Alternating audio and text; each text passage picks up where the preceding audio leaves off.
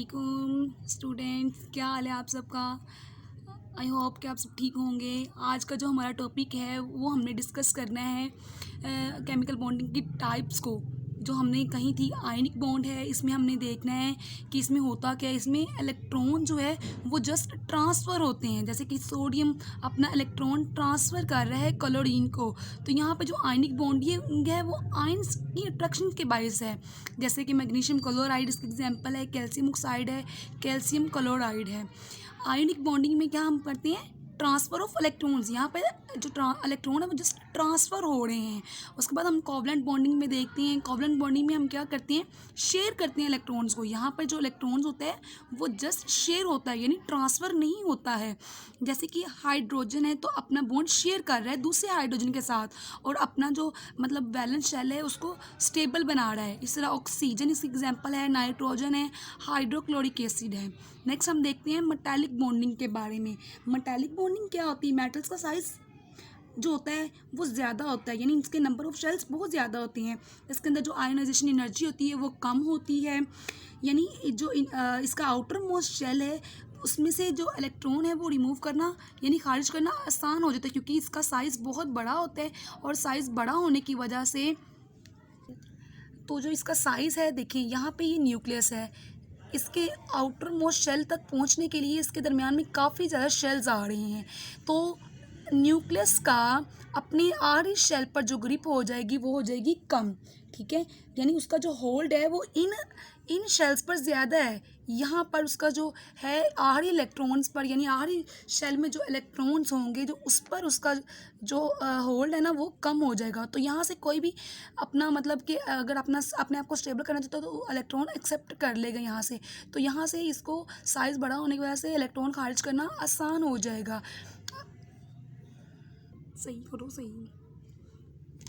Metallic bond is a type of chemical bond formed between positively charged atoms in which the free electrons are shared among a lattice of cations. A lattice of cations यानी जो इसके अंदर electrons हैं वो freely move कर रहे, एक समुंदर की तरह हैं। तो मेटालिक बॉन्ड में हम ये देखते हैं कि जो मतलब इसका वैलेंस इलेक्ट्रॉन है उसको निकालना खारिज करना आसान है, और जो वो बिल्कुल फ्रीली मूव कर रहे हैं एक समुंदर की तरह, उसके अंदर इलेक्ट्रॉन्स फिर रहे हैं, कोई इसमें इशू नहीं है। यानी ये इस तरीके से इस कैटेगरी में काम करता है। अब करते हैं हम कोऑर्डिनेट बॉन्ड। कोऑर्डिनेट बॉन्ड जो होता है वो भी कोवलेंट बॉन्ड जैसा ही होता है, लेकिन कोवलेंट बॉन्ड में हमने देखा था कि इलेक्ट्रॉन्स क्या हो रही हैं, शेयर हो रहे हैं। लेकिन यहाँ पर इलेक्ट्रॉन्स शेयर नहीं होते बल्कि इलेक्ट्रॉन ट्रांसफ़र हो जाता है। इलेक्ट्रॉन को हम डोनेट कर देते हैं। यहाँ पर हम एग्जाम्पल लेते हैं, बहुत बेस्ट एग्जाम्पल है सल्फ़र डाइऑक्साइड की, यानी SO2। यहाँ पर जो हमारे पास सल्फ़र है तो सल्फ़र की जो वैलेंस शेल में इलेक्ट्रॉन्स होती हैं वो होती हैं 6। इस तरह ऑक्सीजन के वैलेंस शेल में भी 6 इलेक्ट्रॉन हैं। इसके बाद हमारे पास 2 ऑक्सीजन्स है ना, तो इसमें देखें यहाँ पे 6 इलेक्ट्रॉन्स इसके वैलेंस शेल में। अपने आप को स्टेबल करने के लिए, यानी ऑक्टेट पूरा करने के लिए ये क्या करता है, सल्फ़र के साथ शेयरिंग करता है। उसके बाद इस सल्फ़र ने अपना इलेक्ट्रॉन्स यानी ऑक्टेट कंप्लीट करने के लिए इससे 2 इलेक्ट्रॉन ले ली और अपने आप को स्टेबल बना लिया। अगर हम इस सल्फ़र को इस ऑक्सीजन के साथ भी इसी तरीके से बॉन्ड बनवाएंगे तो ये रॉन्ग हो जाएगा।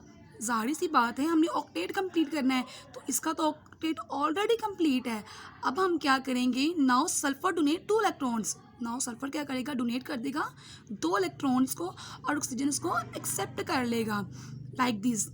यहाँ पर हम देख रहे हैं कि ऑक्सीजन और सल्फ़र के दरमियान में कोवलेंट बॉन्ड है, लेकिन इस एरो की मदद से हम शो करवा रहे हैं कि सल्फ़र अपना जो मतलब इलेक्ट्रॉन है वो यहाँ पर हम देख रहे हैं कि जो ऑक्सीजन है वो सल्फ़र के साथ कोवलेंट बॉन्ड बना रहा है और सल्फ़र इलेक्ट्रॉन डोनेट कर रहा है, तो इसलिए इन दोनों के दरमियान में जो बॉन्ड है वो कोऑर्डिनेट बॉन्ड है। लेकिन तमाम स्ट्रक्चर्स हैं वो ऑक्टेट रूल को फॉलो नहीं करते हैं, लाइक दिस PCl5 में देखें जो फॉस्फोरस है वो क्लोरीन के साथ 5 बॉन्ड बना रहा है। तो एक बॉन्ड कितनी की इक्वल होता है, 2 इलेक्ट्रॉन्स के इक्वल होता है, यानी 10 इलेक्ट्रॉन्स होंगे इसके पास। इसी तरह SF6 यानी सल्फ़र की 6 है तो इसके पास भी 12 इलेक्ट्रॉन हो जाएंगे। And both of these are not following octet rule. इसी वजह से हम अब न्यू मेथड को डिस्कस करेंगे नेक्स्ट टॉपिक में, नेक्स्ट वीडियो में। वेस्पर थ्योरी होगी, उसमें हम देखेंगे कि ये किस तरीके से ऑक्टेट मतलब कि इसकी थ्योरी को आइडेंटिफाई कर रहा है, इसको मतलब क्लियरिफाई कर रहा है। तो हम नेक्स्ट वीडियो में मिलते हैं वेस्पर थ्योरी के साथ। अल्लाह हाफिज़।